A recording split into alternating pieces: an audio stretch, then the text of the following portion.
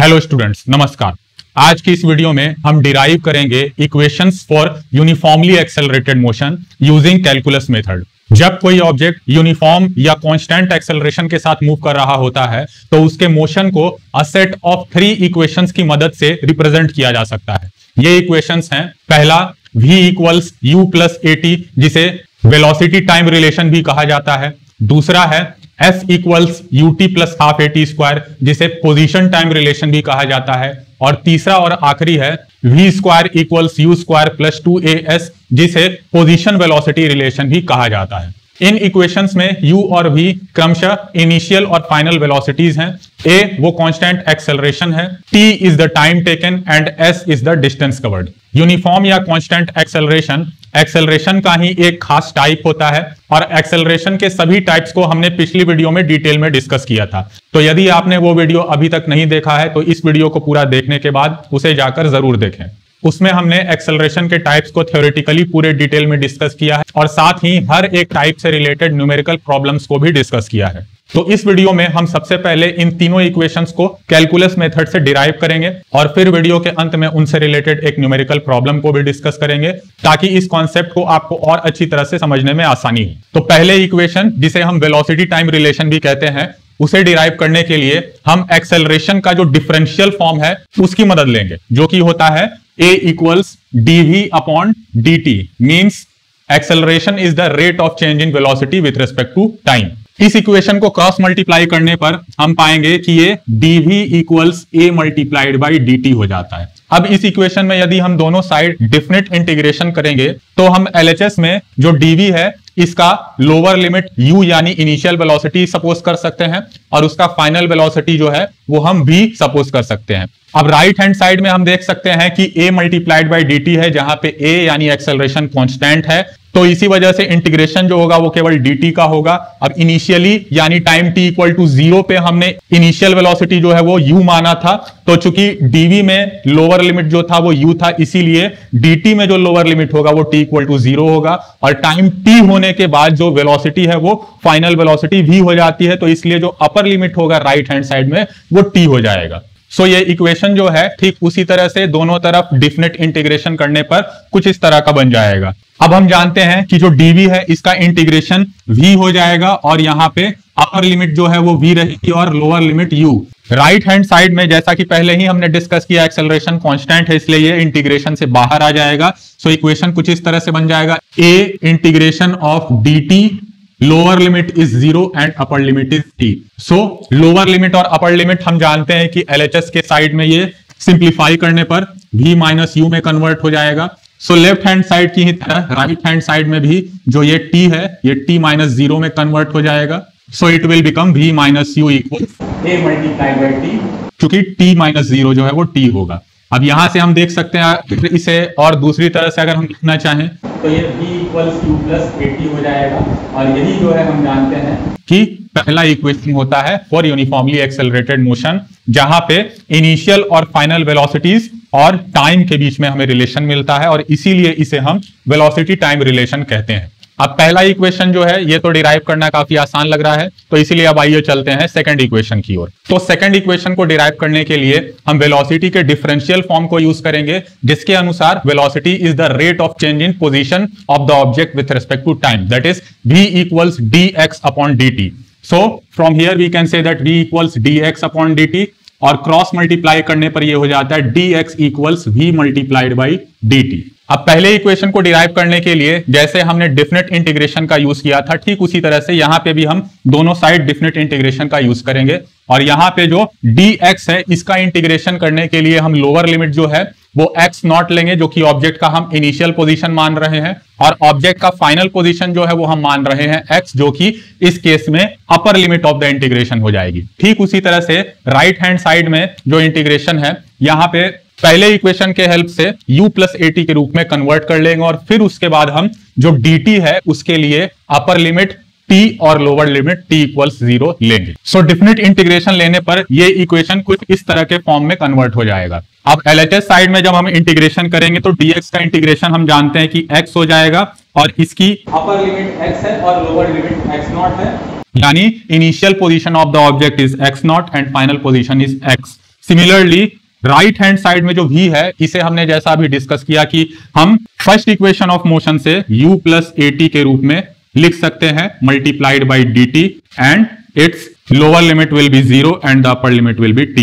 So LHS will convert into x minus x naught and RHS जो है इसको distributive law के अनुसार इंडिविजुअली हम जब मल्टीप्लाई करके अलग करेंगे तो ये कन्वर्ट हो जाएगा u integration of 0 t multiplied by dt, चूंकि u जो है वो कांस्टेंट है इसलिए इंटीग्रेशन से हमने उसे बाहर कर दिया।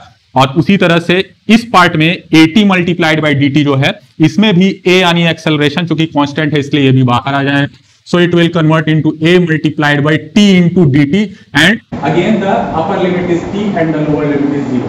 अब LHS जो है as it is ऐसा ही रहेगा x minus x naught and the RHS will convert into u multiplied by t, चूंकि dt जो है उसका इंटीग्रेशन t होगा and the lower limit 0, upper limit is t plus a multiplied by t into dt है। अब हम जानते हैं कि nth power of any variable जो होता है उसका उसी वेरिएबल के डिफरेंशियल के रूप में जब हम इंटीग्रेशन करते हैं देन उसका जनरल फॉर्मूला जो होता है वो होता है x to the power n plus 1 divided by n plus 1। तो यहाँ पे n की वैल्यू चूंकि 1 है सो it will convert into t square by 2 and इसकी जो लोअर लिमिट है वो 0 है, अपर लिमिट t है।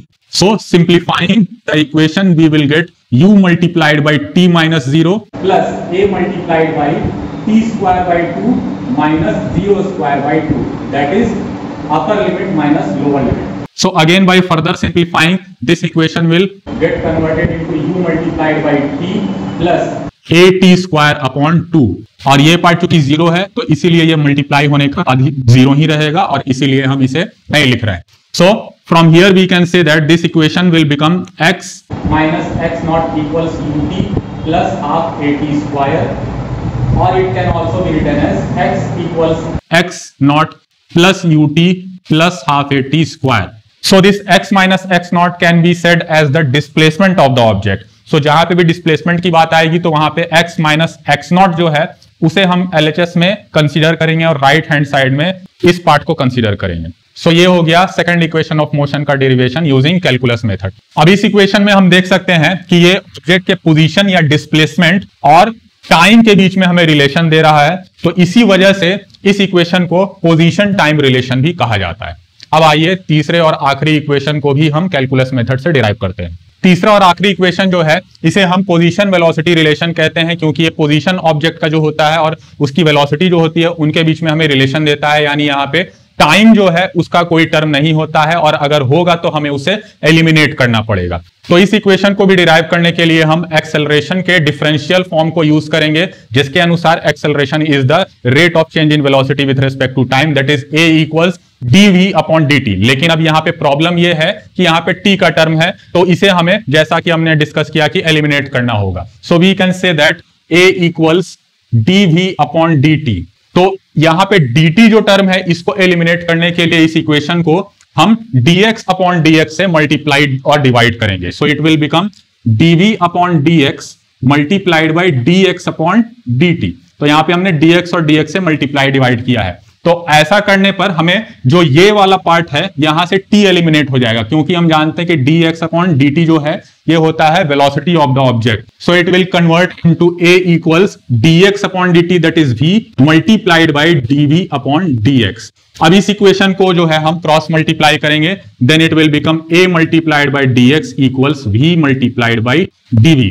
अब इस इक्वेशन का पहले दो इक्वेशंस की ही तरह हम डेफिनेट इंटीग्रेशन करेंगे with upper and lower limits. अब डेफिनेट इंटीग्रेशन दोनों साइड करने पर ये इक्वेशन जो है ये कुछ इस तरह से कन्वर्ट हो जाएगा और लेफ्ट हैंड साइड में चूंकि dx का टर्म है तो इसलिए यहाँ पे लोअर और अपर लिमिट्स जो है वो हम क्रमशः x नॉट एंड x लेंगे, और ठीक उसी तरह से जो राइट हैंड साइड है वहां पे dv का टर्म है, तो इसीलिए हम जो अपर एंड लोअर लिमिट्स है वो क्रमशः v और u लेंगे। अब चूंकि लेफ्ट हैंड साइड में यहाँ पे एक्सेलरेशन है जो कि कांस्टेंट है, इसलिए कांस्टेंट टर्म को हम यहाँ पे बाहर कर लेंगे। So the left hand side will become a multiplied by the integration of dx and the lower limit will be x naught and the upper limit will be x, and the right hand side जो है यहाँ पे हम देख सकते हैं कि v multiplied by dv है, तो ठीक उसी तरह से जो वेरिएबल होता है उसका nth पावर का जो इंटीग्रेशन होता है वो जैसा कि अभी हमने तुरंत डिस्कस किया वो x to the power n+1 divided by n+1 होता है और यहां पे भी n की वैल्यू 1 है, सो it will become v square upon 2.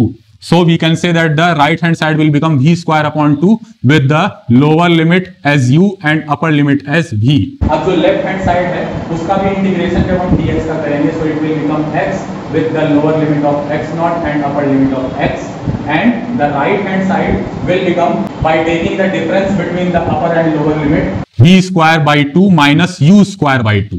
Now the left hand side will become a multiplied by x minus x naught equals v square minus u square upon 2.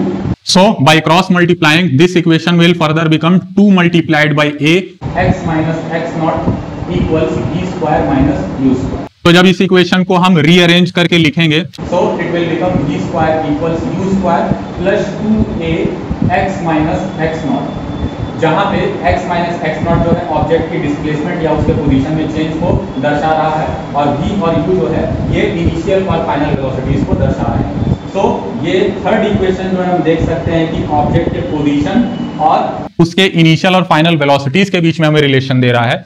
That is why it is also known as position velocity relation. So students, उम्मीद है आपको ये तीनों जो derivations हैं calculus method का use करके वो आपको अच्छी तरह से समझ में आ गए होंगे और इसका कॉन्सेप्ट क्लियर हो गया होगा.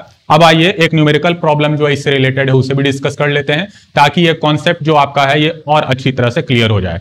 सो आज का जो न्यूमेरिकल है वो एक्सेलरेशन ड्यू टू ग्रेविटी पर आधारित है. इस क्वेश्चन में कह रहा है कि एक बॉल है जिसे 25 मीटर हाई बिल्डिंग के टॉप से अपवर्ड डायरेक्शन में थ्रो किया जाता है. अब जाहिर सी बात है कि जब अपवर्ड डायरेक्शन में किसी चीज को हमें थ्रो करना हो तो उसे कुछ सर्टेन इनिशियल स्पीड हमें देनी होगी. सो वो इनिशियल स्पीड जिसे हम यू मान रहे हैं वो 20 मीटर पर सेकेंड है और जाहिर सी बात है कि वो सर्टेन हाइट तक जाएगा जो कि उसकी मैक्सिमम हाइट होगी और फिर उसके बाद वो वापस नीचे आने लगेगा. तो एक सर्टेन हाइट तक वो गया और उस सर्टेन हाइट को हम बी पॉइंट मान रहे हैं, जिस पॉइंट से उसे थ्रो किया गया उसे ए मान रहे हैं और ग्राउंड लेवल जो है उस पॉइंट को हम सी मान रहे हैं. तो हाईएस्ट पॉइंट बी तक पहुंचने के बाद फिर वो वापस नीचे आने लगा और ग्राउंड को जो है कुछ सेकंड्स के बाद जाके हिट किया यानी पॉइंट सी को.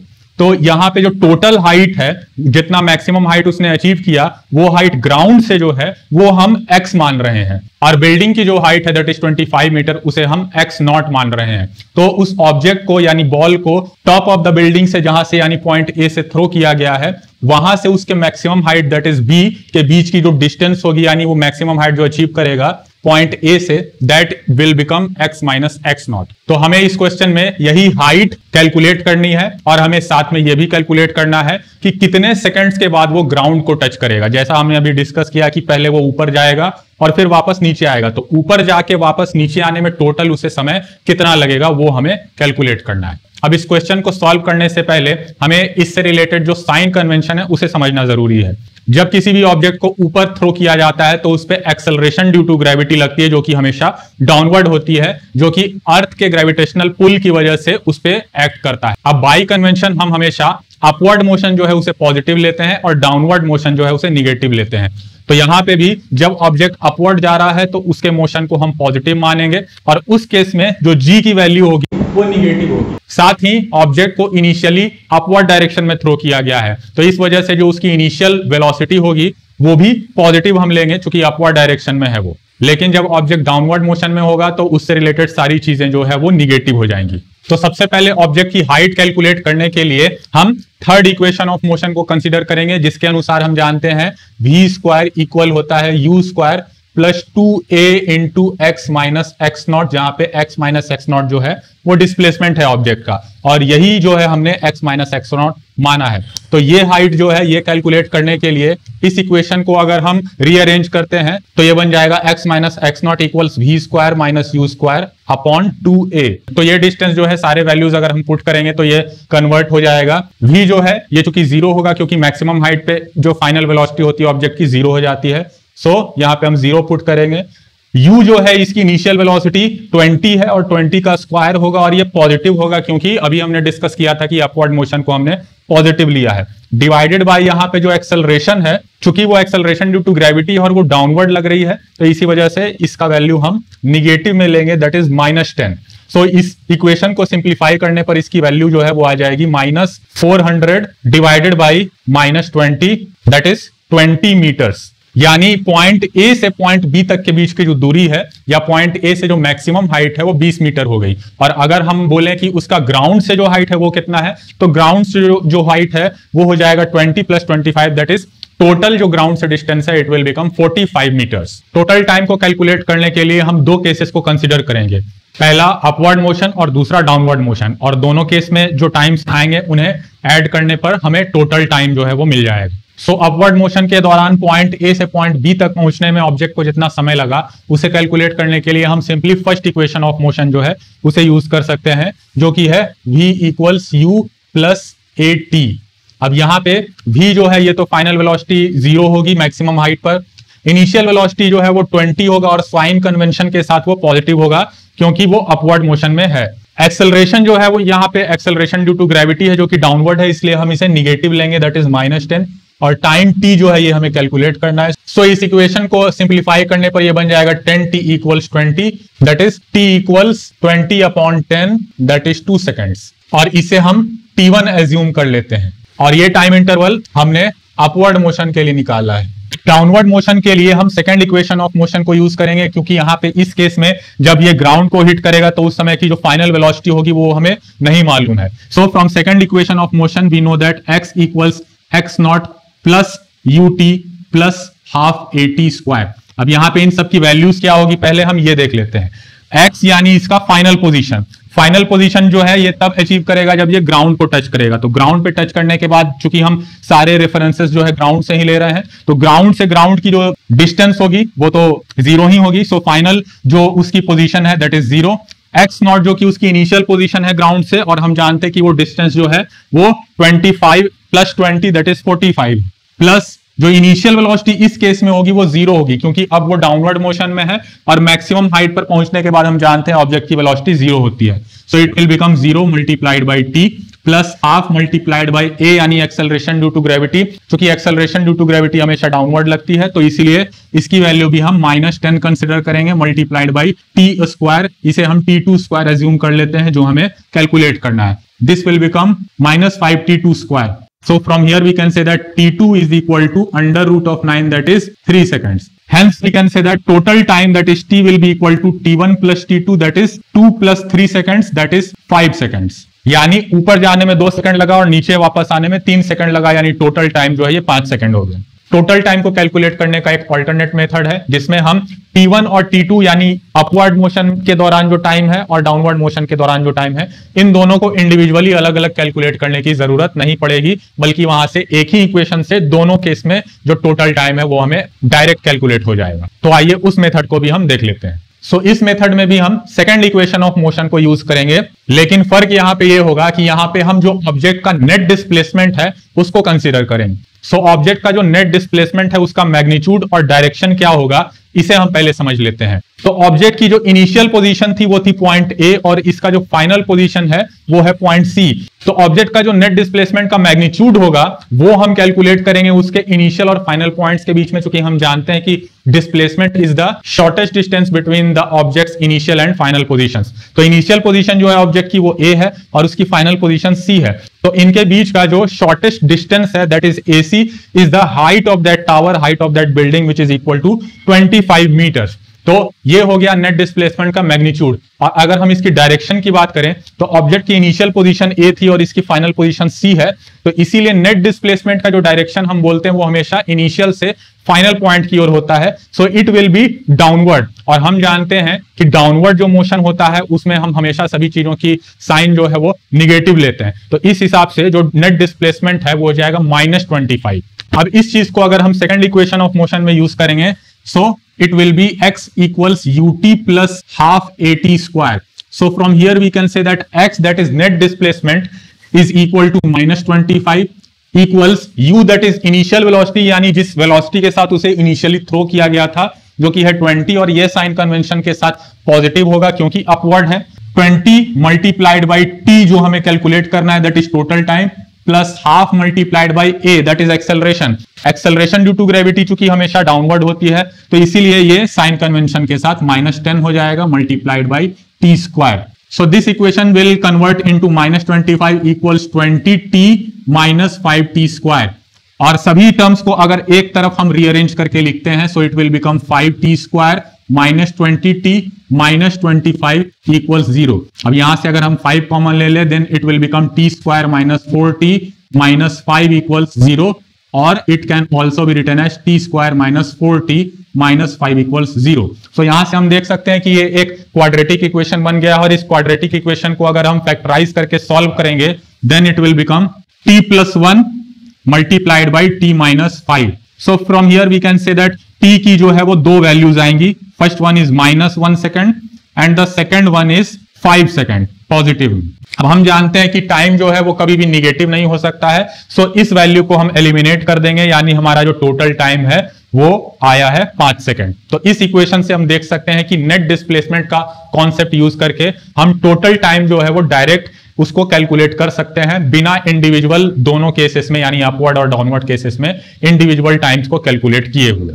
सो स्टूडेंट्स, उम्मीद है आपको आज का ये वीडियो इंफॉर्मेटिव लगा होगा, और ये जो कॉन्सेप्ट है that is derivation of equations for uniformly accelerated motion using calculus method, ये समझ में आ गया होगा, और इसका जो एप्लीकेशन है दैट इज न्यूमेरिकल्स, वो भी आप अब आसानी से सॉल्व कर पाएंगे. लेकिन यदि आपका अभी भी कोई डाउट रह गया हो मन में, तो आप मुझे नीचे कमेंट सेक्शन में जरूर बता सकते हैं. इसके अलावा यदि आपका किसी दूसरे टॉपिक से रिलेटेड कोई भी डाउट हो, या आप उस पर डिटेल्ड वीडियो चाहते हो, तो वो भी आप मुझे नीचे कमेंट सेक्शन में बता सकते हैं. वीडियो को यहां अंत तक देखने के लिए आपका बहुत बहुत धन्यवाद. मिलते हैं अगली वीडियो में अगली टॉपिक के साथ. नमस्कार.